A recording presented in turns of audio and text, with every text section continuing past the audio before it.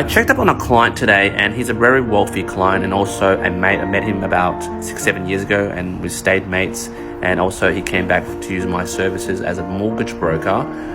And he's been acting really weird lately, and kind of like sad, kind of depressed kind of mood, that type of vibe. And I reached out to him just like that campaign, "Are you okay?" I'm like, "What's going on, mate?" And he's like, that commercial property that I was talking to you about, which I did get him a pre-approval recently for that. And it's like, the agent's effing me around, the vendor's messing about. And I don't beat around the bush with him, especially with people that I know.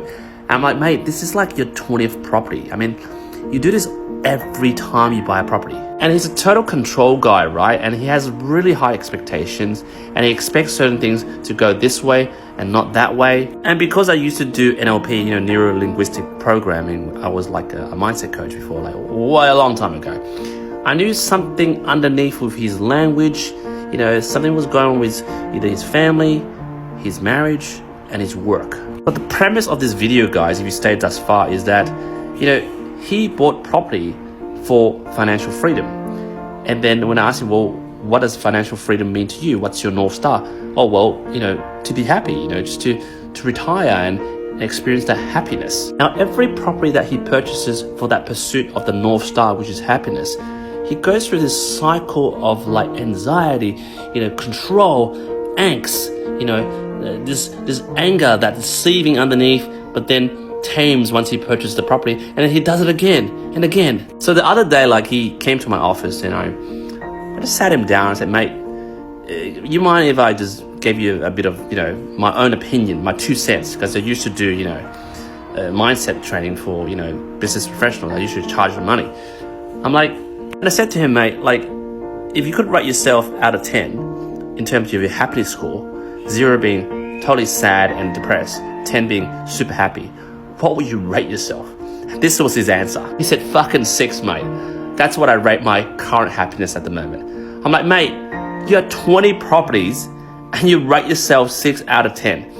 And you think acquiring more and more properties will sort of like increase that happiness scale for yourself?" Because I said to him, "Mate, happiness is not something you can acquire, all right? Happiness is the absence of certain things which will then reveal the happiness to you." And I'll explain to you. Look, I drew a circle, in my drawing board and said, "Mate, this is happiness." And obviously he gave me this weird look. And it's like, "Oh, where are you going with this?" I'm like, "Mate, listen. At the present moment, every one of us at this present moment is experiencing happiness. Then this happiness at the moment is diluted with worry, guilt, shame, anger, sadness, frustration, disappointment, and even hate." I said to him, "Mate, your way of acquiring assets to find this happiness, which is your North Star, is not the right path.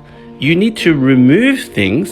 For example, if you remove guilt, shame, anger, sadness, frustration, disappointment, and hate from your life, and then, happiness will reveal itself. And it's always there." Obviously, he looked at me and was like, "Mate, stop that voodoo shit kind of look." I did a very simple experiment. I said, "Mate, at this moment, you don't need to tell me what's going on with your life and the events that's happening. But if I had my powers to remove anger for the next 48 hours from your life, how would you rate your happiness scale?" And he, thought for a while. He was like, maybe 8. I was like, "Oh, okay, I'm okay. The experiment is kind of working." Now, for example, on top of anger, you went and removed guilt from your life. If I took it all away for just the next 48 hours, what would you rate your happiness scale is? He's like, fuck, had a bit of bright smile on his face, maybe 9.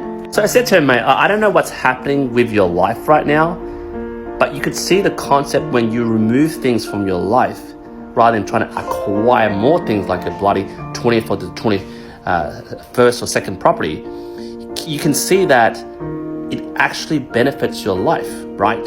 Anyway, he had a chuckle and he told me to F off. Anyway, but I'm just saying from this video, for those first home buyers or first time investors who think, "All right, if I was to acquire more properties, I'll be happy," you'll be sadly disappointed, okay?